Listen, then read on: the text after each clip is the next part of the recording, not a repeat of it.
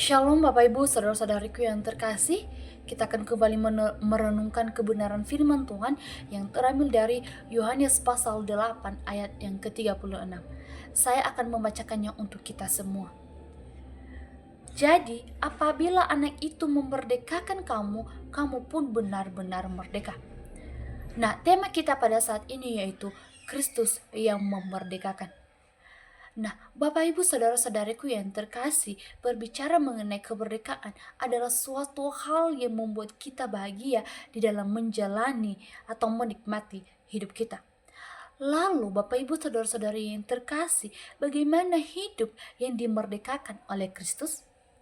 Nah, kita akan merenungkannya pada saat ini. Namun Bapak Ibu saudara-saudariku yang terkasih, perlu kita ketahui bahwa ayat yang ke-36 ini merupakan percakapan Yesus kepada orang Yahudi yang pada saat itu telah percaya kepadanya. Maka oleh karena itu, maka melalui firman Tuhan ini saya memberikan satu hal yang penting, yaitu di dalam kepercayaan kita kepada Yesus Kristus, kita memperoleh kemerdekaan. Nah, di ayat yang ke-36 ini dikatakan, jadi apabila anak itu memerdekakan kamu, kamu pun benar-benar merdeka.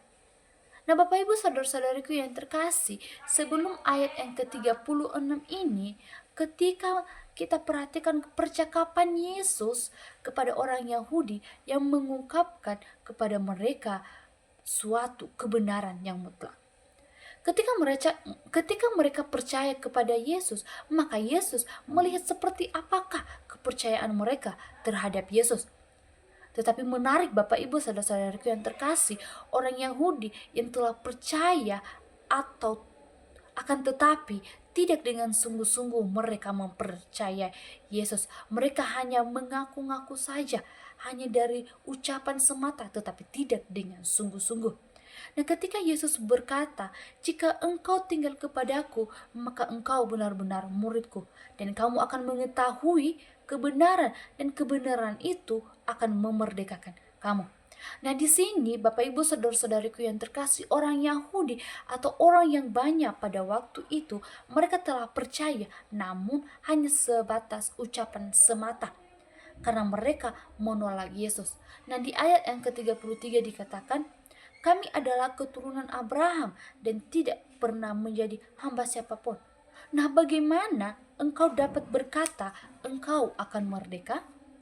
Nah, percakapan mereka kepada Yesus ini sangatlah tidak masuk akal. Karena mereka tidak mengerti ketika Yesus berkata akan merdeka. Nah, di sini Tuhan Yesus sudah sangat jelas mengatakan demikian, akan tetapi mereka tetap menolak apa yang telah dikatakan Yesus itu. Yesus di dalam percakapan mereka itu, Yesus terus mengungkapkan kebenaran. Kata Yesus pada saat itu, sesungguhnya aku berkata kepadamu, setiap orang yang berbuat dosa adalah hamba dosa. Hamba tidak selamanya tinggal dalam rumah, tetapi anak tinggal dalam rumah selamanya. Nah, artinya Bapak Ibu saudara-saudariku yang terkasih, orang banyak atau orang Yahudi yang pada saat itu mengatakan bahwa mereka adalah keturunan Abraham, bukan siapapun. Mereka tidak mengerti apa yang Yesus jelaskan mengenai identitas mereka pada saat itu. Nah, Bapak Ibu saudara-saudariku yang terkasih, benar bahwa mereka bukan keturunan siapapun. Tetapi Yesus menekankan sesungguhnya mereka yang berbuat dosa itu adalah hamba dosa, sebab dosa adalah maut. Karena ketika mereka berbuat dosa adalah suatu hambatan mereka untuk mereka. Maka Yesus kembali menekankan kepada mereka, jika anak itu memerdekakan kamu, kamu pun benar-benar merdeka. Nah, Bapak Ibu saudara-saudariku yang terkasih, siapa sih anak yang dimaksud dalam bagian ini? Nah, anak yang dimaksud dalam bagian ini adalah anak tunggal Allah, yaitu Yesus Kristus. Mengapa Yesus berkata demikian? Sebagai orang yang percaya kepadanya, sesungguhnya harus mengakui bahwa mereka berdosa. Sebab upah dosa adalah maut.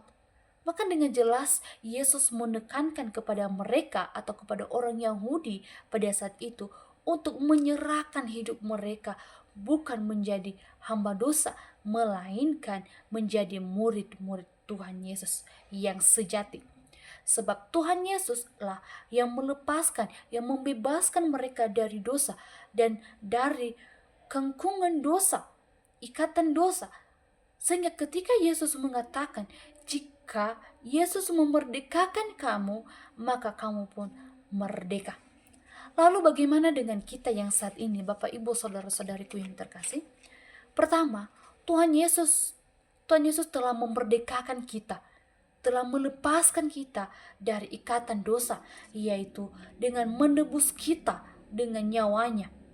Maka marilah kita bertobat dengan sungguh-sungguh. Ya, tidak seperti orang Yahudi. Mereka percaya kepada Yesus, tetapi hanya dengan ucapan semata, tidak dengan sungguh-sungguh, tidak dengan dari dalam hati mereka mempercayai Yesus.